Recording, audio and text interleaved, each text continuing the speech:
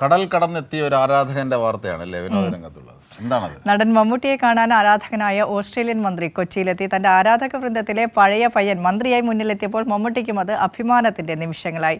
Australia Indian വംശജനായ ആദ്യ മന്ത്രിയും മലയാളിയുമായ ജിൻസൺ ആൻഡ്രോ ചാൾസാണ് മഹാനടനെ നേരിൽ കണ്ടുവന്ന് ആദരവറിയിക്കാൻ കൊച്ചിയിലെത്തിയത്.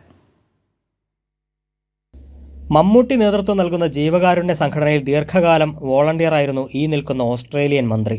പൊതുപ്രവർത്തനത്തിലെ തൻ്റെ മാർഗദർശിയെ കാണാൻ കടൽ കടന്നെത്തിയ ഓസ്ട്രേലിയൻ മന്ത്രി ജിൻസൺ ആൻഡ്രോ ചാൾസിനെ കണ്ടപ്പോൾ മമ്മൂട്ടിയുടെ കമൻറ്റ്, നമ്മുടെ ഫാൻസിൻ്റെ പഴയ ആളാണ്.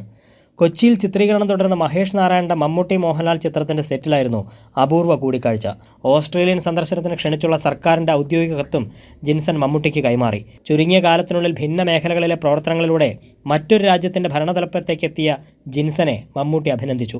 ജീവിതത്തിൽ ഏറെ കടപ്പാടും സ്നേഹവുമുള്ള മനുഷ്യനാണ് മമ്മൂട്ടിയെന്നും നടനപ്പുറം ലോകമറിയാതെ അദ്ദേഹം ചെയ്യുന്ന സേവന പ്രവർത്തനങ്ങളാണ് തനിക്ക് പ്രചോദനമായതെന്നും ജിൻസൺ ചാൾസ് പ്രതികരിച്ചു.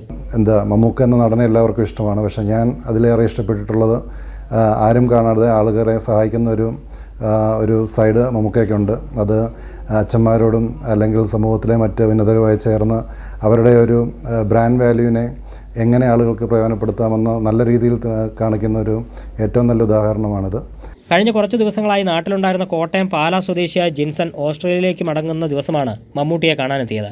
2007 മമ്മൂട്ടിയുടെ നേതൃത്വത്തിൽ തുടങ്ങിയ കാഴ്ച എന്ന സൗജന്യ നേത്ര ചികിത്സാ പദ്ധതിക്ക് രൂപം കൊടുത്തപ്പോൾ ആശുപത്രിയിൽ നിന്നുള്ള വിദ്യാർത്ഥി വോളണ്ടിയേഴ്സിനെ നയിച്ചത് അന്നത്തെ അവിടുത്തെ നഴ്സിംഗ് വിദ്യാർത്ഥിയായിരുന്ന ജിൻസൺ ആയിരുന്നു. പിന്നീട് ഓസ്ട്രേലിയയിലേക്ക് കുടിയേറിയപ്പോഴും പ്രിയ നടൻ്റെ സാമൂഹിക സേവന പദ്ധതികളുടെ ഭാഗമായി തന്നെ ജിൻസൺ തുടരുകയായിരുന്നു. കൈരളി ന്യൂസ്, കൊച്ചി.